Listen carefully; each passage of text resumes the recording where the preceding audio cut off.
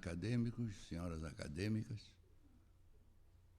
amigos da Academia Brasileira de Letras, na sua tarefa de difundir a cultura em todas as suas manifestações. Hoje nós vamos prosseguir a série Entre a Gramática e a Linguística, trazendo para todos nós, para a alegria de todos nós, a palestra do professor Dr. Francisco da Silva Borba. Quem trabalha com lexicografia, com dicionários, conhece bem a figura do professor Borba. Desde muito, ele vem trabalhando na área da lexicografia, da dicionarística, depois de uma carreira brilhante, tanto nacional como internacional, como linguista, linguística teórica, na sua especialidade, sintaxe e semântica. O professor Borba nos vai falar hoje, como devem já ter visto no programa, sobre o título Os Novos Rumos da Lexicografia no Brasil. O Brasil tem ocupado, através dos tempos, uma posição ímpar em matéria de lexicografia, principalmente no seu início, porque coube a um fluminense, a um brasileiro, portanto, Antônio de Moraes Silva, publicar o primeiro dicionário monolíngue da língua portuguesa. Porque até então os dicionários eram sempre bilíngues, eram sempre em relação latim-português, português-latim. E o Antônio de Moraes Silva, que é um patrono dos nossos sócios correspondentes aqui da academia, Antônio de Moraes Silva foi o autor do primeiro dicionário monolíngue da nossa língua portuguesa. Daí até então, os dicionários se têm produzido no Brasil e hoje temos 3 dicionários que avançaram pelo mundo e são conhecidos: o dicionário de Aurélio Buarque de Holanda, de Antônio Weiss, e o dicionário que tem um nome fantasia, Michaelis, talvez por influência do grande sucesso que os dicionários bilíngues da irmã de Dona Carolina Michaelis de Vasconcelos publicou entre nós esta série de dicionários português-inglês, inglês-português, português-alemão, alemão-português, português-italiano, italiano-português, de modo que, talvez em homenagem a esta tradição lexicográfica, o dicionário Michaelis, que é um dos 3 dicionários que se apresentam. O professor Francisco da Silva Borba trouxe a contribuição do linguista para o trabalho lexicográfico, consultando os seus primeiros e grandes dicionários, o pequeno, primeiro na área da linguística, o pequeno vocabulário de linguística moderna, depois o dicionário gramatical de verbos, da EDUSP, de 1989, depois o dicionário, o prestante dicionário de usos, dicionário de usos do português do Brasil, depois o dicionário da Unesp, com finalidades escolares, depois um trabalho científico sobre a tecnologia da lexicografia, e hoje trabalha num grande projeto do grande dicionário do português escrito no Brasil, dando conta do levantamento lexical dos documentos escritos no Brasil, a partir da Carta de Pero Vaz de Caminha até os nossos dias. O professor Francisco da Silva Borba é licenciado em Letras Neolatinas pela USP, 1957, e em Linguística Geral pela Universidade de Paris, Sorbonne, 1965, professor titular da USP, professor visitante da Brigham Young University, nos Estados Unidos, em 1992. Professor do curso de pós-graduação em Linguística e Língua Portuguesa da Unesp, campus de Araraquara, pesquisador 1A do CNPq até 2007, doutor em Letras e demais títulos que honram a competência do conferencista que vocês vão conhecer hoje nesta palestra sobre o progresso da lexicografia no Brasil. Com a palavra, portanto, o nosso conferencista, professor Francisco da Silva Borba. Obrigado. Primeiramente, eu gostaria de dizer de quanto eu me sinto lisonjeado por estar aqui, neste lugar, sentado aqui ao lado do professor Bechara e tendo conhecido os meus coevos nessa academia, nesta casa, que abriga o repositório todo das humanidades no nosso país. Eu sempre me interessei muito pela língua escrita. Eu sempre trabalhei com língua escrita. Fui estudar teoria linguística, fazer teoria linguística, enfim, mas para dar conta, até quanto pudesse, da estrutura e funcionamento da nossa língua. A partir de um certo momento, eu tive que fazer um recorte, não por desinteresse, mas por questão puramente metodológica, trabalhando com o português escrito no Brasil. E é esse tipo de trabalho que eu tenho feito nos últimos, digamos, 50 anos. Meio século de dedicação, meio século, assim, digamos, mais ou menos documentado. Mais que isso, se formos contar outros tipos de incursões, mas que realmente não tem lá grande interesse aqui. Então, eu me sinto muito feliz por estar aqui entre vocês e dizer que, nesse trabalho de documentação da língua escrita, o melhor veículo, penso eu, é realmente o dicionário.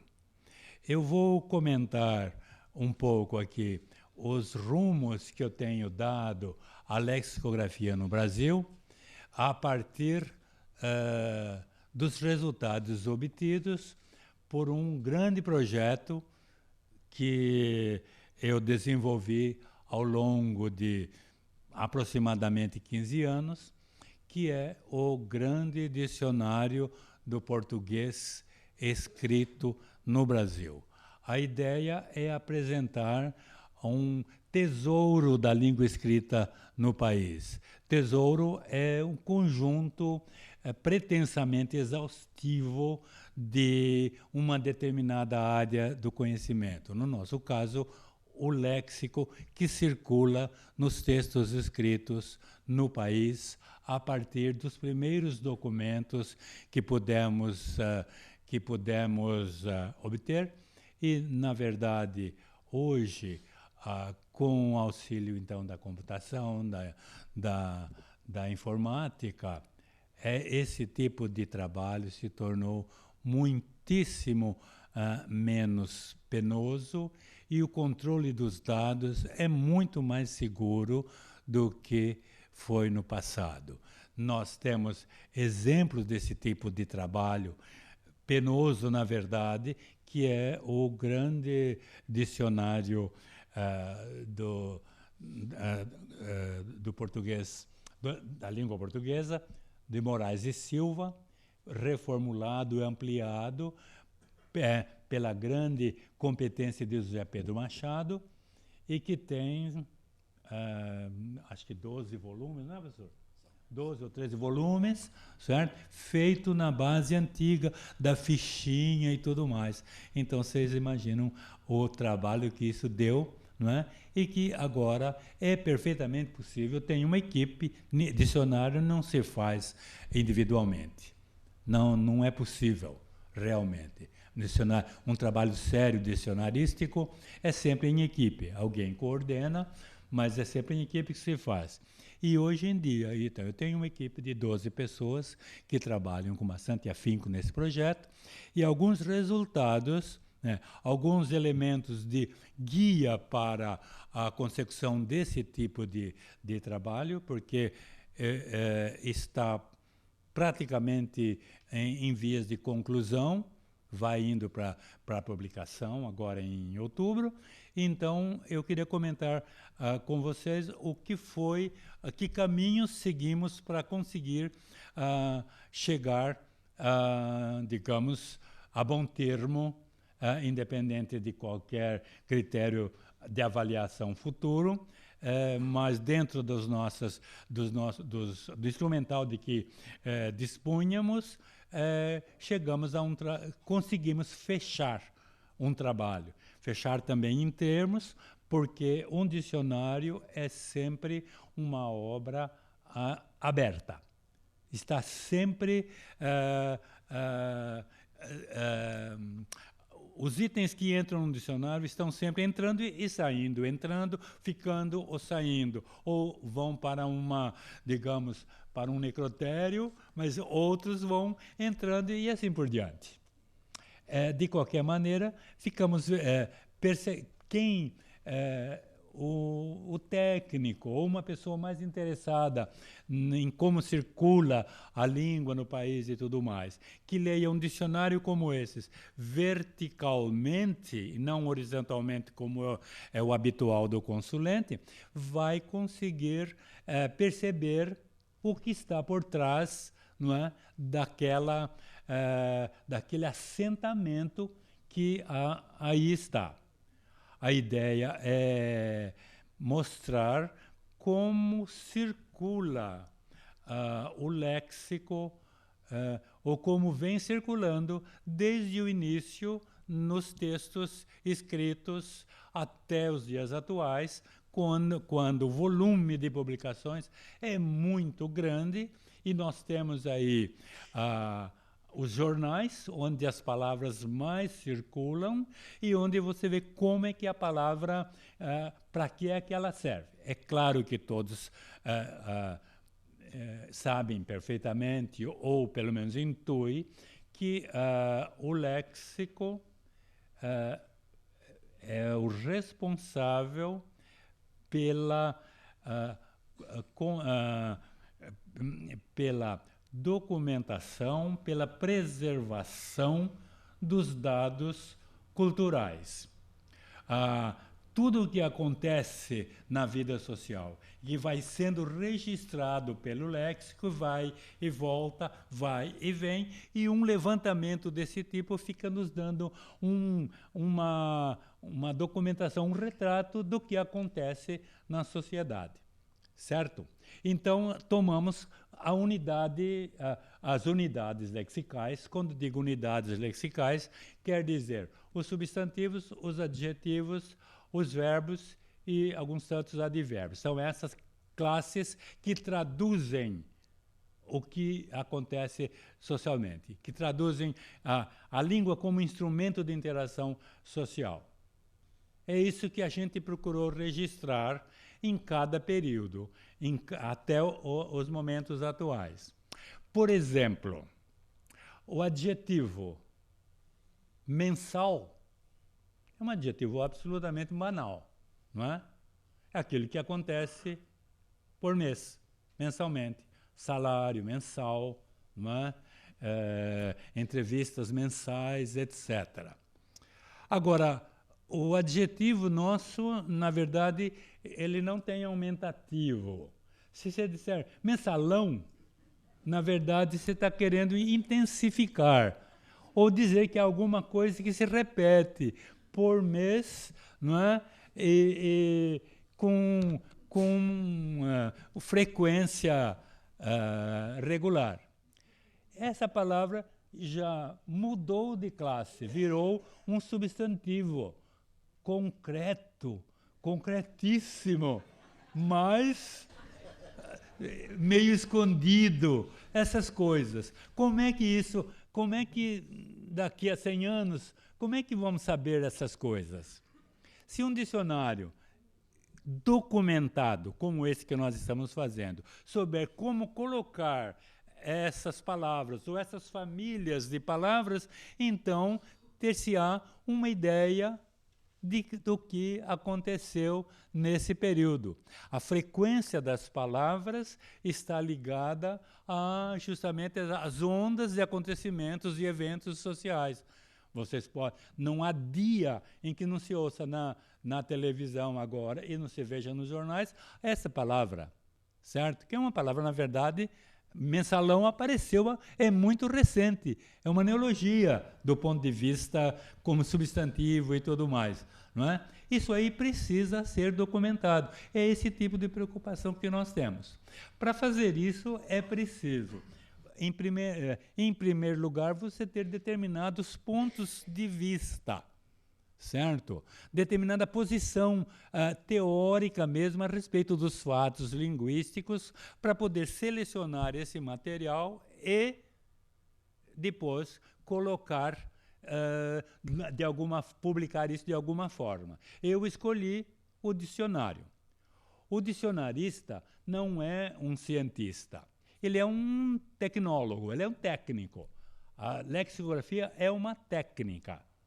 Agora, para fazer lexicografia, aproveitar técnicas, é preciso que o dicionarista tenha uma formação científica de analista da língua, não é, de cientista da linguagem, de um determinado aspecto da linguagem. No meu caso específico, eu sou, na verdade, um sintaticista.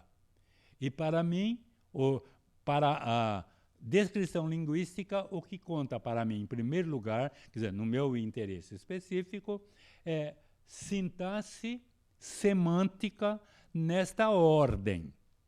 O sintático que motiva o semântico, certo? Se eu tiver casa, por exemplo, é uma palavra praticamente neutra do ponto de vista da comunicação. Eu tenho um conceito de casa aí.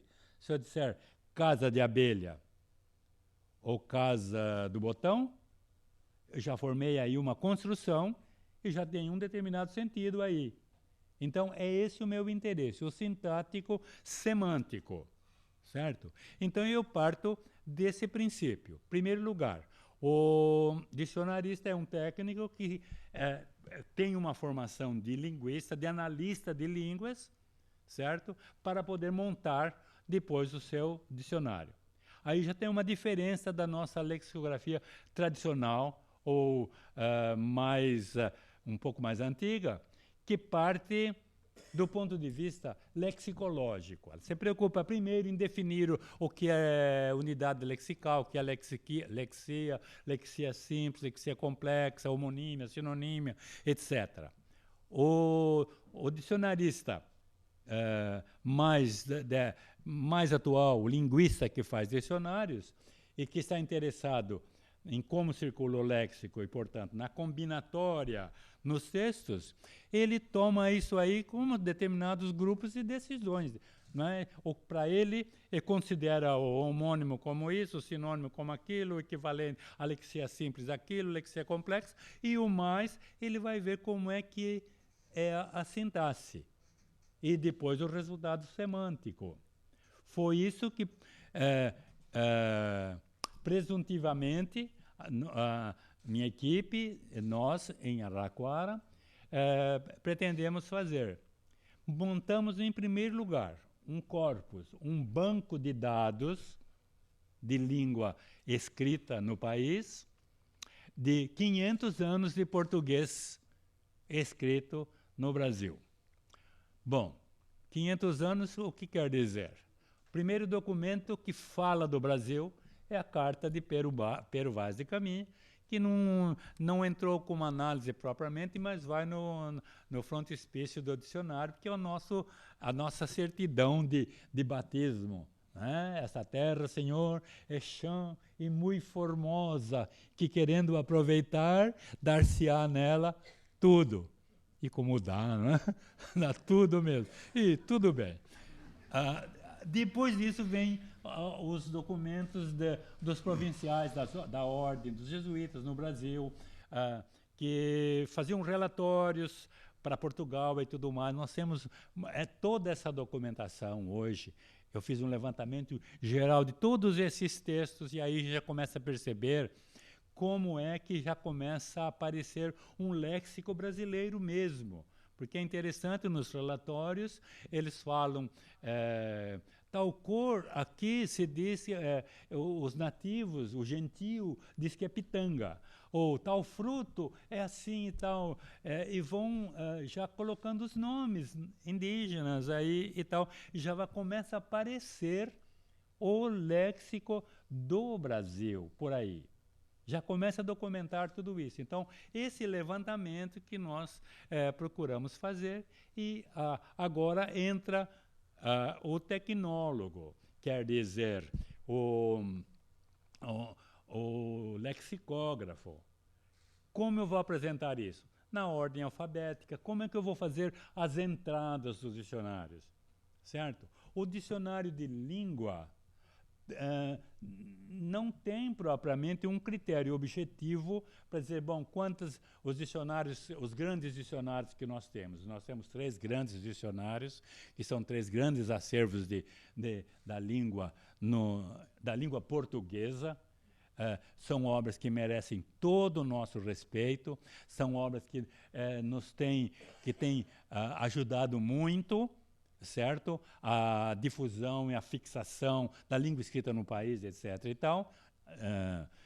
Esses dicionários não têm um critério objetivo para dizer que palavra entra, que palavra não entra. Do ponto de vista lexicológico, qualquer lexia, simples ou composta, prefixada ou sufixada, derivada ou não, teria direito de entrar. Virtualmente, qualquer coisa deveria entrar. Aí não há limite nenhum, certo? Vocês querem ver uma coisa interessante aí nessa história? É, por exemplo, como tratar as consoantes mudas, certo? Por exemplo, CT, caráter, caracter, adaptar, aspecto, aspecto, etc. Certo? Eu falei uma que não é com C aí, mas acho que perceberam a consoante que eu quero dizer.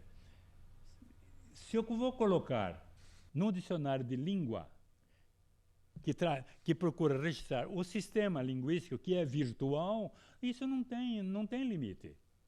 Se você abre um dicionário como o Aurélio, por exemplo, ou como o Ais, numa palavra que tem essas consoantes, às vezes tem lá caráter, caracterológico, caracterológico, e vai.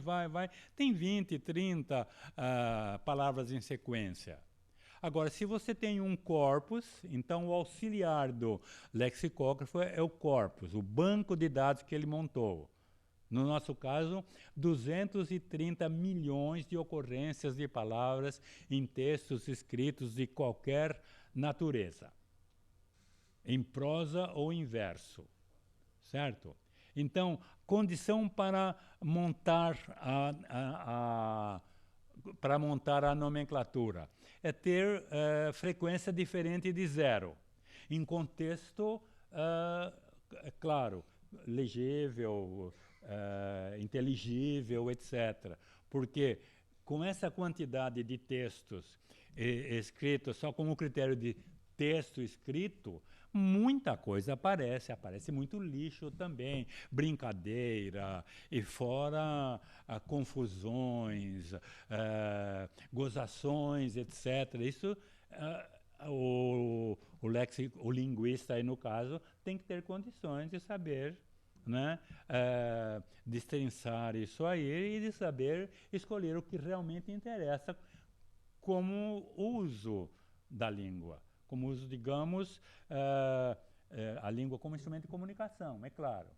Então, com isso, fica, digamos, controlado, fica um critério objetivo de entrada no dicionário. A partir da entrada, decidida a entrada, aí entra um outro aspecto que depende do linguista. Ele adotar uma teoria linguística que sirva de base para ele montar uma teoria gramatical, certo? Fazendo naturalmente uma diferença entre dicionário e gramática. Dicionário e gramática, na verdade, interdependem, mas não são a mesma coisa. O dicionário é o lugar do particular, o lugar do tópico. A gramática é o lugar do mais geral, é o lugar da regra. Um dicionário enumera palavras. A gramática enumera regras. Ela não compete à gramática, por exemplo, dizer como se usa tal ou tal palavra. Porque ela não se ocupa de palavras isoladas. Ela se ocupa de classes de palavras, de subclasses de palavras, de conjuntos, enfim, e de regras de uso. Certo? Agora, o dicionário pega palavra por palavra e coloca numa determinada ordem, e aí, a partir, no caso específico desse nosso projeto, pega o critério sintático semântico e aí monta o verbete. Então, cada verbete do dicionário vai aparecer como uma mini gramática do item.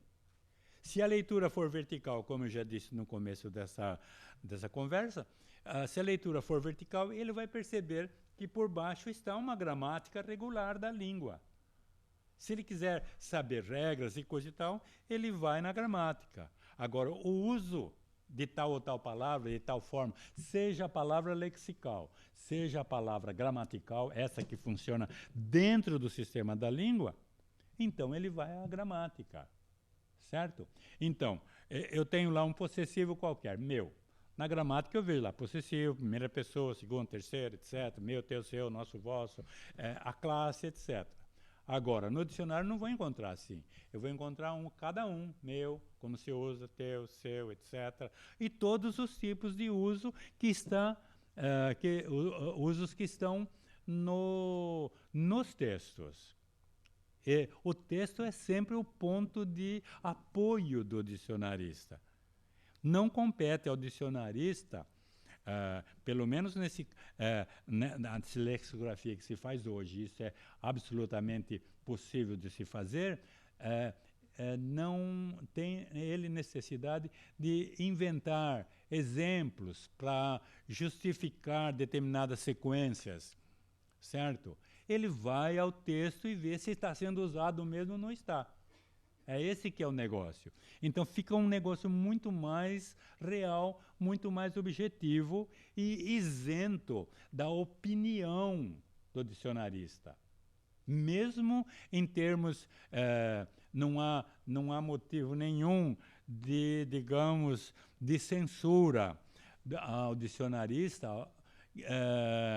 quanto a critérios de excelência ou não de determinadas construções, determinados usos, etc., se está certo ou se está errado, e muito menos de natureza ideológica. Né? Há pouco tempo houve aí qualquer coisa ligada a... que foi mesmo? Era cigano, né? Uma coisa totalmente doida, não é? Dizendo que o dicionarista estava com preconceito, dizendo que cigano é ladrão, aparecia no dicionário o sinônimo como sinônimo de ladrão, salteador, desonesto, essas coisas e tal. Aí, alguém me telefonou, professor, como é que é? No seu dicionário vai aparecer cigano com esse sentido? Falei, espera aí, fui lá na palavra cigano, zíngaro e tudo mais. Falei, vai sim, claro. Mas não sou eu que estou dizendo. São as pessoas que usaram. Olha, os exemplos que eu encontrei foram esses. Está no livro tal. O livro todo, no nosso dicionário, é documentado, no sentido que, entre parênteses, vem uma sigla, a obra de onde nós tiramos aquela sequência. Certo? Então, esse tipo de avaliação, apreciação de pessoas, ideologias, minorias e tudo mais, aí entram judeu, entra cigano, entra negro, uma porção de todos esses elementos socialmente, que socialmente são... tem toda uma apreciação social, tem todo um conjunto de ideias e posições a respeito, combate e tudo mais. Isso aí não cabe ao dicionarista nem discutir, porque o dicionarista, ele constata, ele não discute, ele não toma partido nenhum, ele documenta e pronto, cada um toma o partido que quiser, certo? Então, você tem esses elementos documentais, esses elementos que são objetivos, não é? E que, na verdade, te dão uma certa, ia dizer uma certa, não, te dão toda a segurança para você fazer o que faz, independentemente de qualquer outro tipo de coisa que possa haver de ataque, certo? É claro que um dicionário, quem trabalha com dicionário, trabalha com uma massa impressionantemente grande de dados e de elementos, certo? Que é praticamente impossível controlar isso bem controlado. De maneira que o que acontece? Nós sempre corremos o risco das incoerências, das omissões e tal. Por isso que um dicionário é sempre uma obra aberta. Bom, agora eu vou fazer, eu vou rever. Na próxima edição eu já arrumo isso aqui, arrumo aquilo lá, e a gente vai levando por causa disso. É a cabeça humana que funciona assim, certo? Então, paciência.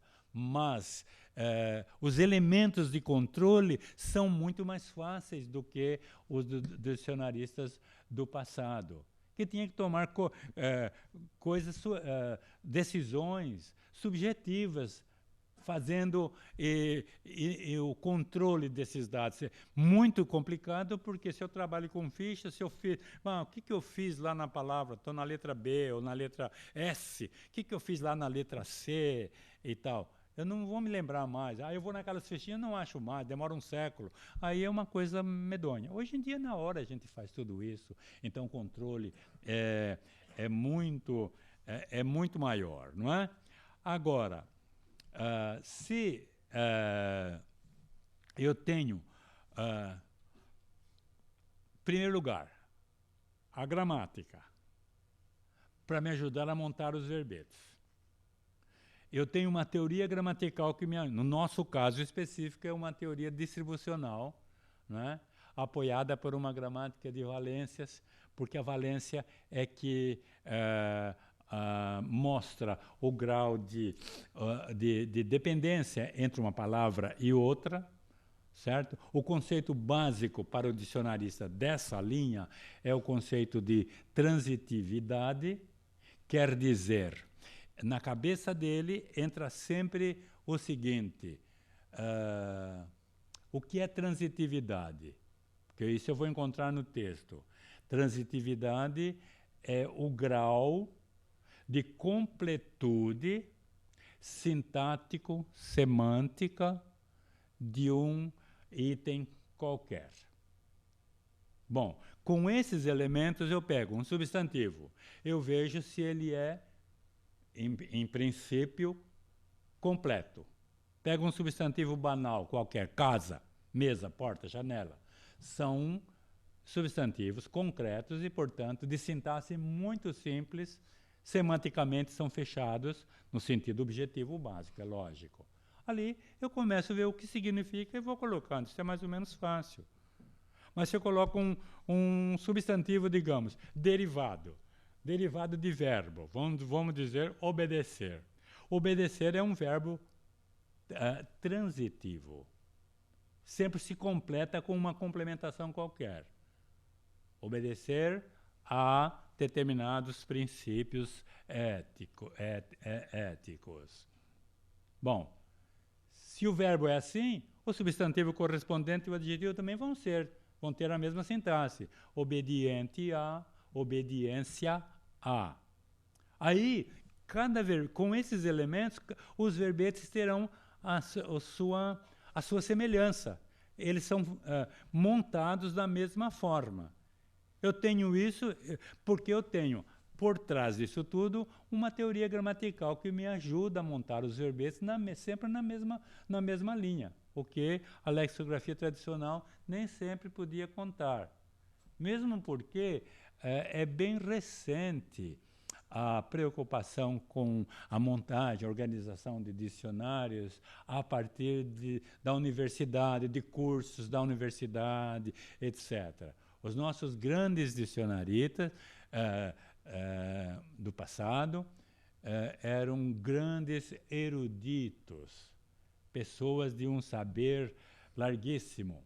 Na verdade, quanto mais erudito o dicionarista, melhor, certo? Mas ele precisa ter também, é bom que ele tenha também um preparo tecnológico, que isso é concursos especializados e tudo mais, certo? Daí, dizia eu, é mais ou menos recente, quando digo recente, quanto? 20, 30 anos, que os dicionários começaram, os nossos grandes dicionários, que são o sustentáculo da lexicografia brasileira, Aurélio, Wise e Michaelis, são dicionários que não nasceram na universidade, não são produto de cursos de lexicografia, nem no país, nem no estrangeiro, etc. São obras individuais e de iniciativa de editoras e tal. Acho que vocês conhecem, também não interessa expor aqui, por exemplo, a história do Aurélio, como é que foi, como é que começou e tudo mais, não é? Agora, a partir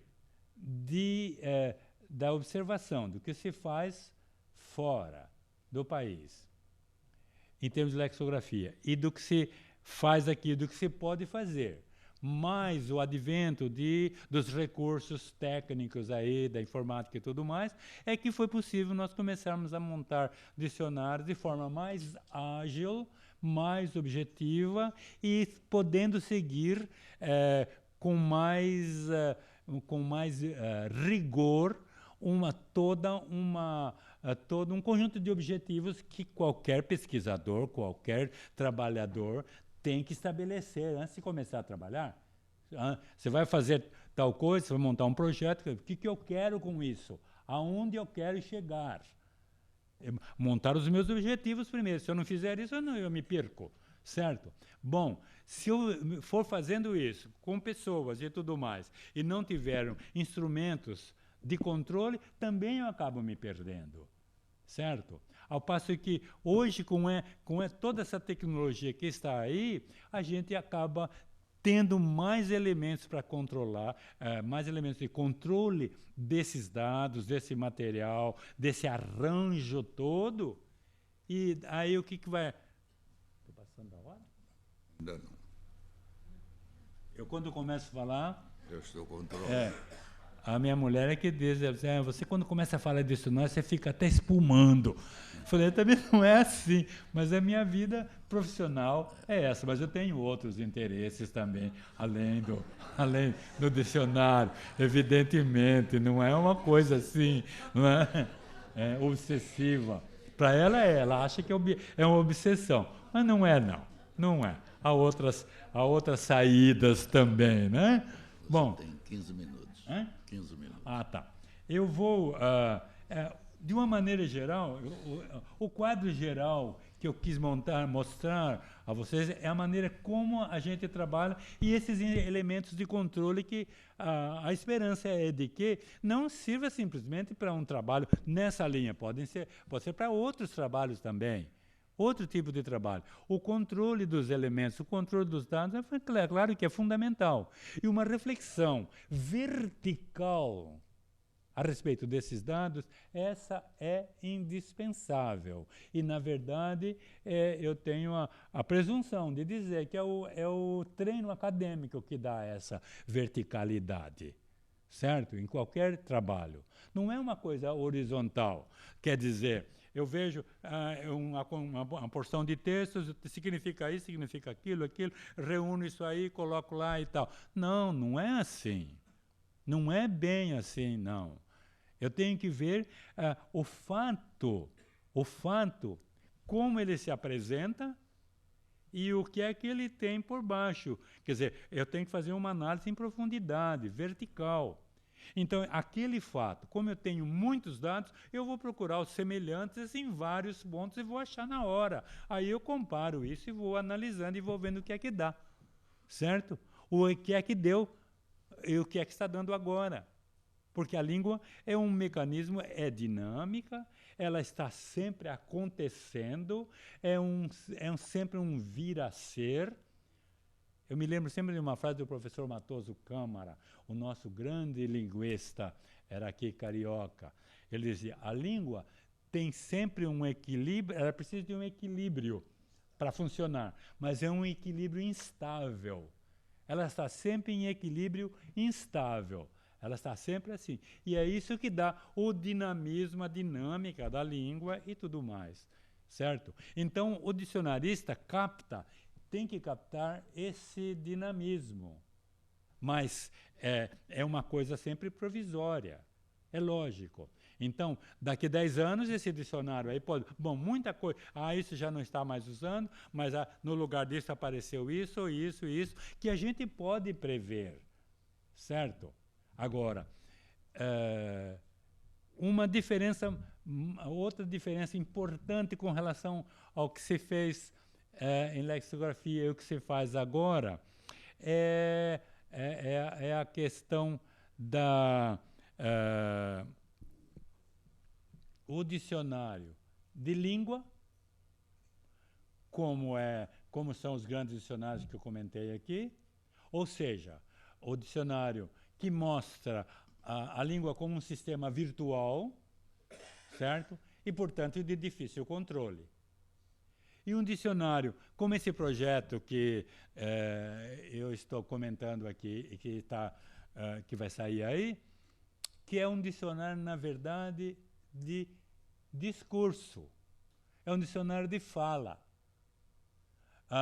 Os elementos de língua que entram, as entradas e tudo mais, o tratamento que se faz dentro do sistema pertence à língua, que é subjacente. Mas o que está ali, o verbete, é um verbete de fala, porque é de como está sendo usado. Portanto, a palavra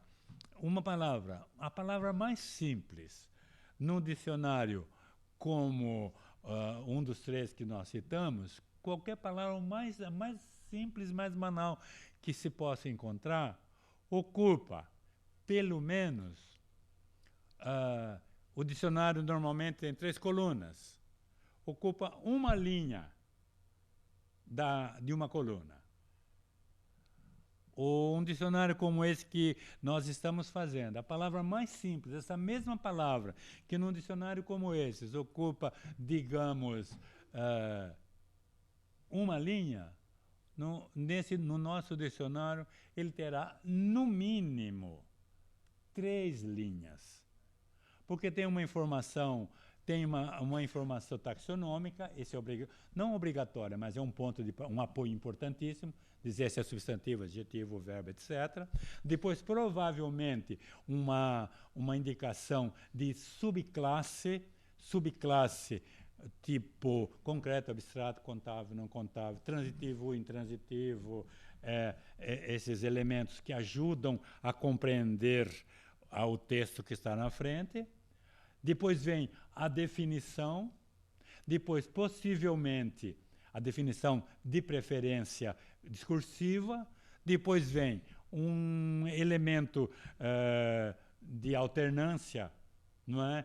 Lexical, um sinônimo, um equivalente, outro equivalente léxico, e depois um exemplo. Isso vai gastar, no mínimo, 3 linhas, para a palavra mais simples possível.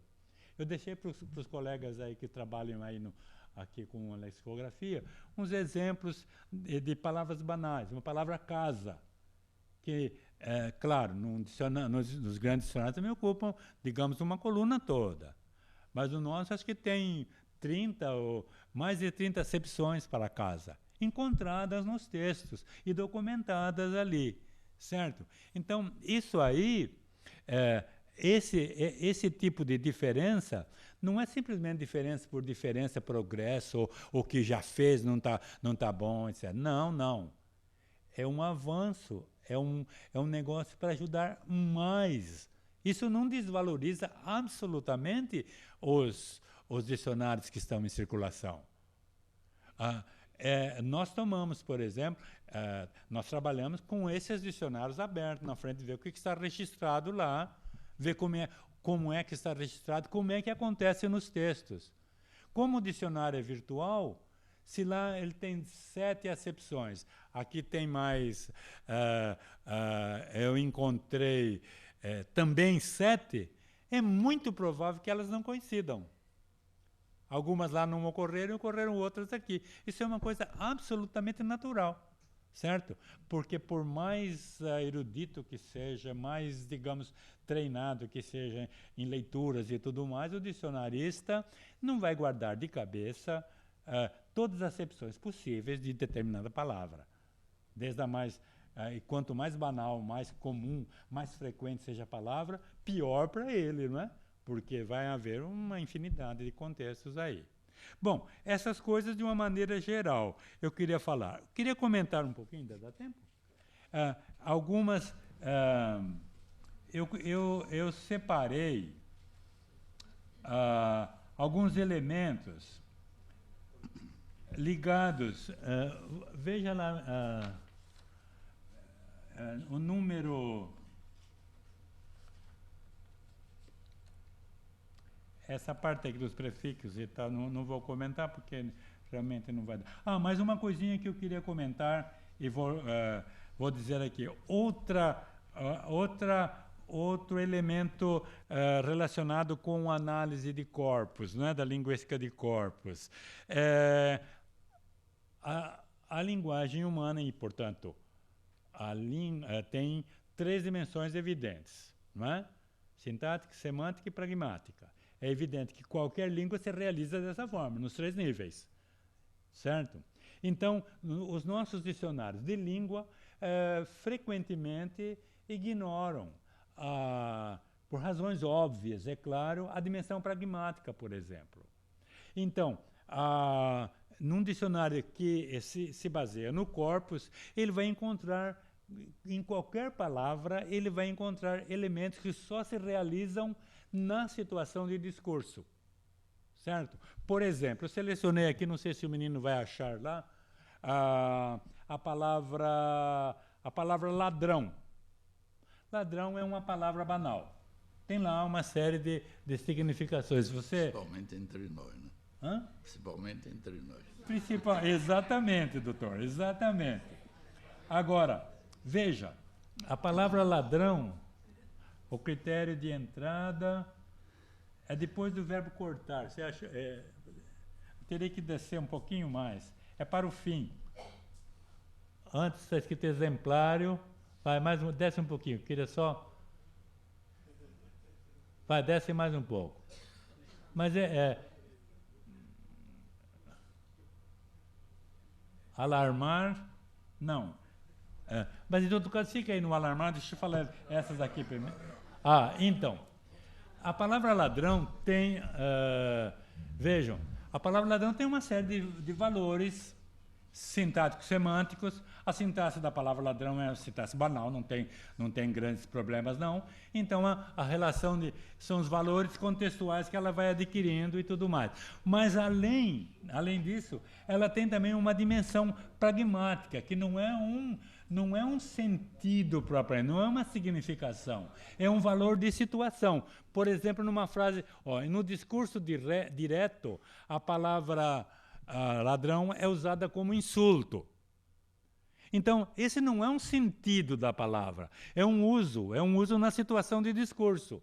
Assim, por exemplo, veja a frase que nós selecionamos lá. Vá lá, leve as teteias, ladrão. Depois vejam vocês, é uma frase retirada de um determinado texto.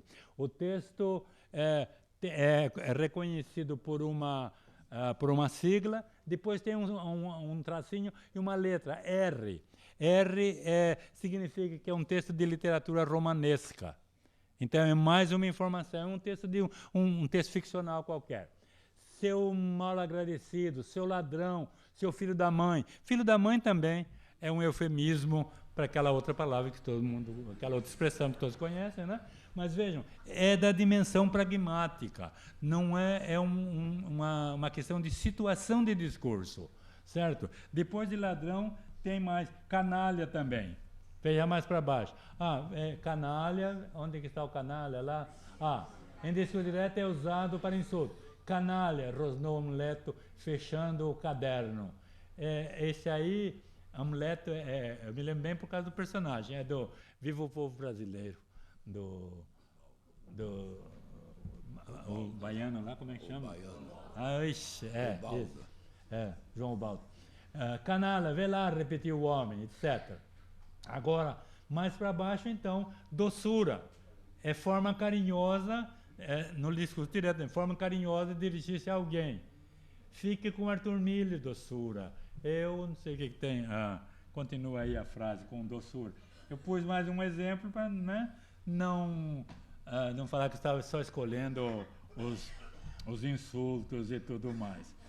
Outra questão muito ligada à dimensão pragmática é o uso de determinadas palavras, principalmente nomes de frutas, por exemplo, associado a um substantivo para indicar tonalidade. Blusa verde abacate, lábios cereja, e assim por diante, né?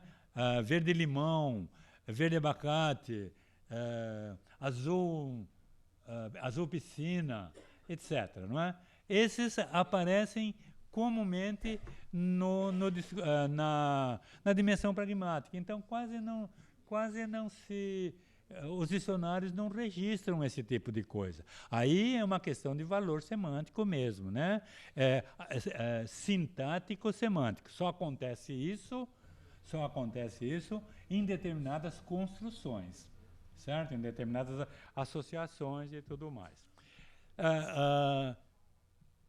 Para terminar a conversa aqui, eu queria só comentar dois verbetezinhos rapidamente. Veja aí, meninos, você acha o jugular. Os dicionários, os nossos dicionários também não têm muito critério para unir ou para separar verbetes. O dicionário da Academia, por exemplo, de Lisboa, a classe separa, é motivo para entrada. Então, substantivo é uma entrada, adjetivo é outra entrada. Tudo bem, vamos lá. Isso inflacionaria muito o dicionário, mas acontece que eles não conseguem fazer isso. Ainda mais são vários dicionaristas, e mesmo que uma pessoa controlando, não consegue controlar. Então fica muito misturado, certo? Agora, na verdade, os nossos dicionários têm palavras velho, alto, bom, mal, etc., que todo dicionário, morrer, viver, não é? Todo dicionário registra como substantivo e como adjetivo, ou como substantivo e como verbo. Como é triste o meu viver. Qualquer um sabe que isso é um substantivo, né? E os dicionários registram. Mas aí, para ser objetivo, ele teria que registrar todos os verbos, que qualquer verbo é possível fazer isso. Não é? E isso é só com um corpo, só com o texto que você vai ver.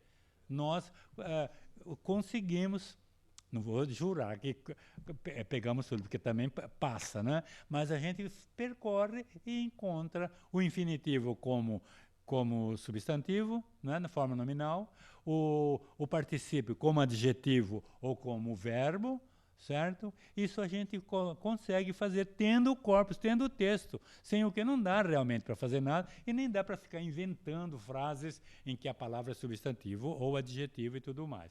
Vejam na palavra jugular, por exemplo. Para qualquer um, a primeira ideia que falante, digamos, no nosso nível aqui, jugular, jugular é veia, uma veia jugular, então é adjetivo, tudo bem. Agora, mordeu-lhe a jugular, aí já é substantivo, tá, substantivo.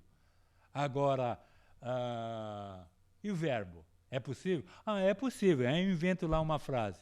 Vejam, aqui eu coloquei jugular, primeiro como verbo, que é no sentido de degolar, decapitar. Degolar, decapitar. Assaltam-no, aferram-no, jugulam-no. Debelar. O Dr. Cruz, vencendo todas as dificuldades, jugulou a febre amarela na grande cidade do Rio. Jugulou. Ele debelou. E vejam, o sentido de... Depois vem o sentido de sufocar e outros mais, até chegar substantivo. O número 5 é um substantivo. Cada uma das 6 veias localizadas no pescoço. Abre com um golpe a jugular dele. É uma frase real, está aí. Depois o adjetivo. Disse dessas veias. Tubos de silastique escolhidos de acordo com o porte dos animais e o calibre das veias jugulares.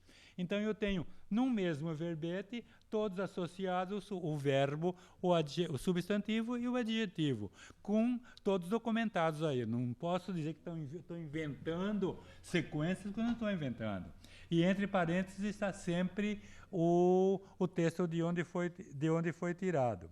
Da mesma forma, você vê um verbo banal, não é tão banal assim, mas alar.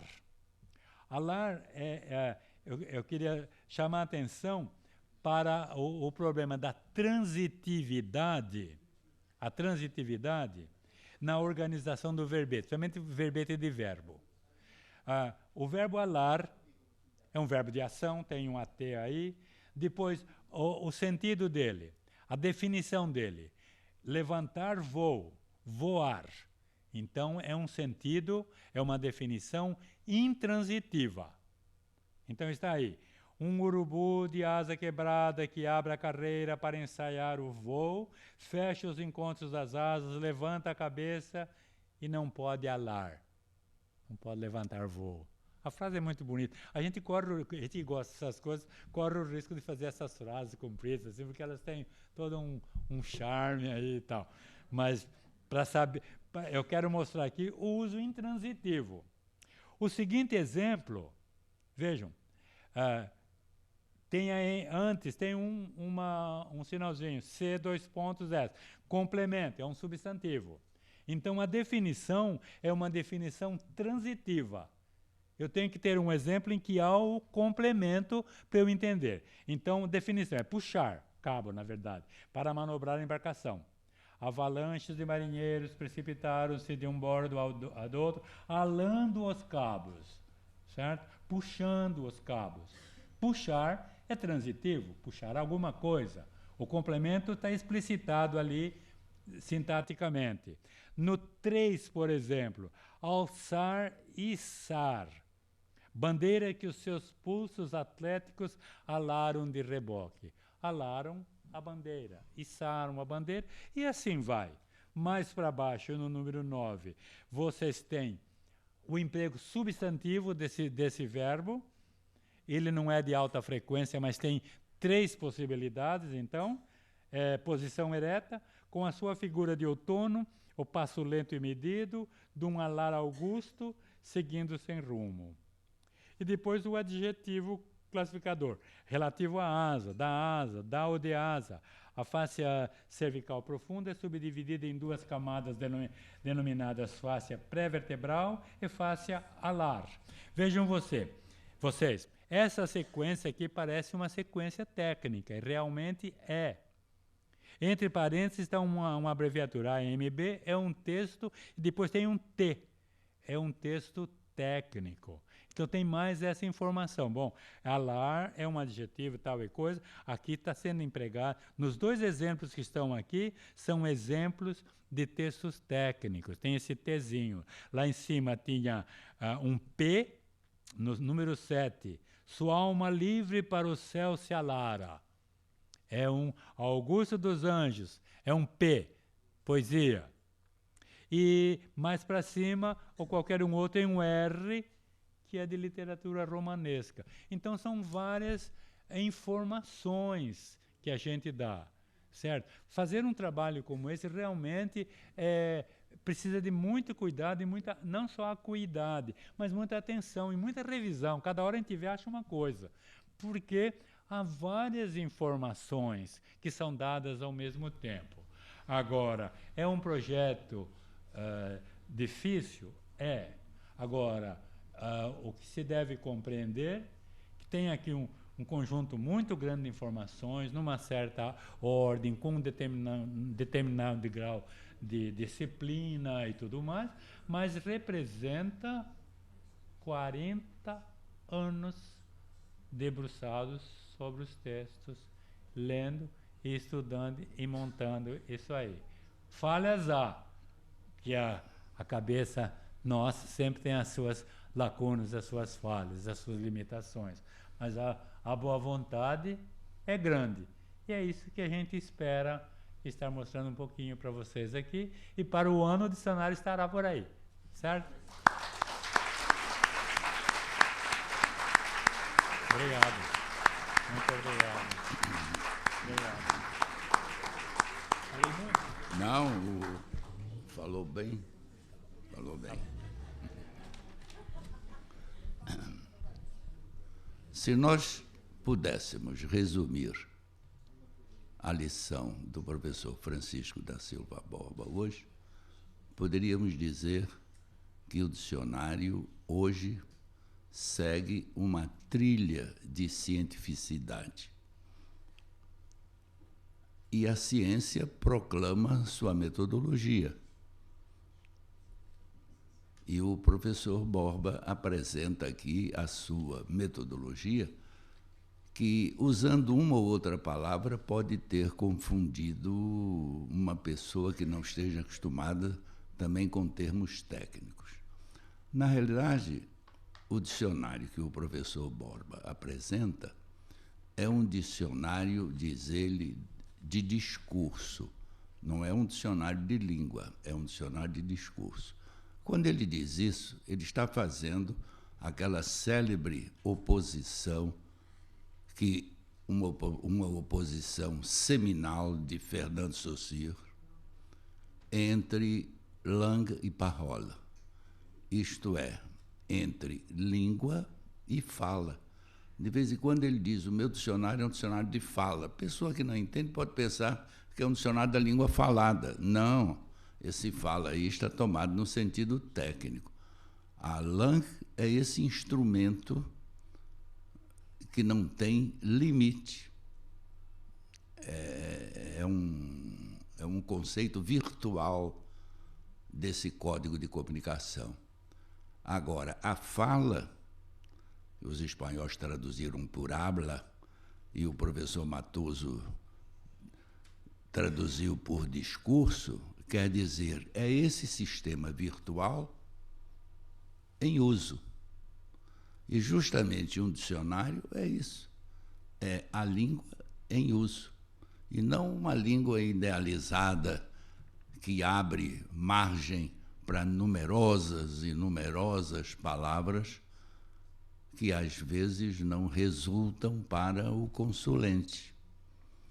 Neste grande caudal de textos que vai do século XVI, 1500, com a Carta de Caminha, até os nossos dias, são 500 anos. E o reflexo disso no dicionário é um dicionário que ficará em torno de 120 mil verbetes. Para muita gente, um dicionário de 120 mil verbetes é um dicionário pobre, porque o dicionário A tem 270, o dicionário B tem 300 verbetes, mas acontece que esse dicionário é um dicionário da língua em uso, é um dicionário documentado, de modo que é justamente essa preocupação da documentação que cerceia você estar mexendo na língua e não cuidando da realidade da língua refletida nos discursos, não é? Porque nós podemos criar, basta ver Guimarães Rosa, criou e abusou no campo da língua. Agora, isso não tem reflexo do discurso. Todos os tradutores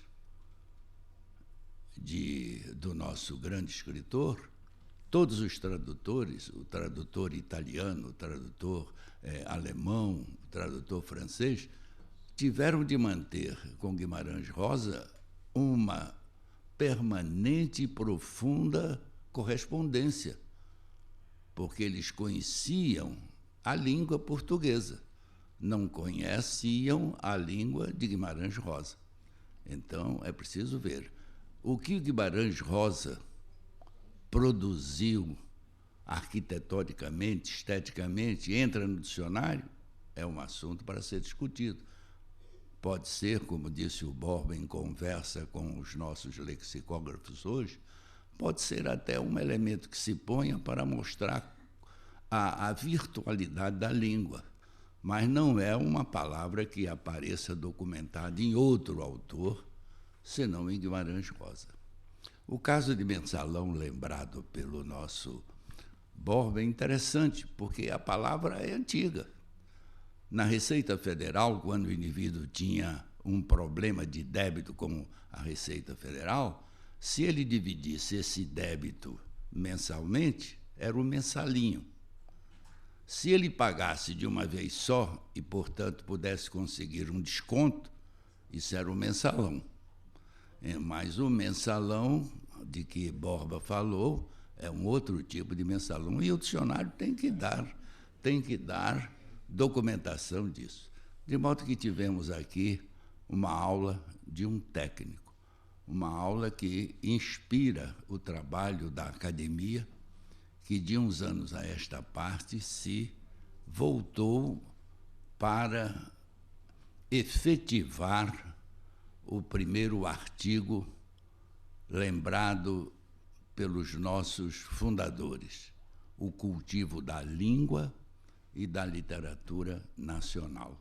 De modo que estamos aqui, aprendemos com ele aqui, aprendemos com ele na palestra, na conversa com os nossos lexicógrafos lá do quinto andar, e aprendemos com o Borba sempre quando consultamos as suas obras, quer linguísticas, quer as obras dicionarísticas. De modo que a academia se sente muito honrada e está certa de que o grande dicionário que você entrega à editora em outubro e que estará, sem dúvida nenhuma, nas ruas a partir do ano que vem, é uma obra realmente de trabalho científico. De modo que a academia se sente honrada por isso. E para dar curso à nossa sintaxe das reuniões, eu preciso dizer o que a academia promete nesses próximos dias. No dia 11 de setembro, terça-feira, às 17h30, vamos ter a continuação com a palestra do professor linguista também, Ricardo Cavalieri, sobre norma linguística e inclusão social. Os próximos eventos da Academia. No dia 12 de setembro, quarta-feira, às 12h30, aqui no Teatro Magalhães Júnior, teremos a série MPB na ABL, com Martinho da Vila, 45 anos de sucessos que encantaram e encantam o Brasil. No dia 13 de setembro, quinta-feira, às 18h, na série Música de Câmara, na ABL, apresentaremos o Quinteto Vila Lobos, comemorando seus 50 anos de existência, com Rubens Schenck, Luiz Carlos Juste, Paulo Sérgio Santos, Felipe Doyle e Aloysio Fagerland. Está encerrada a sessão. Muito obrigado.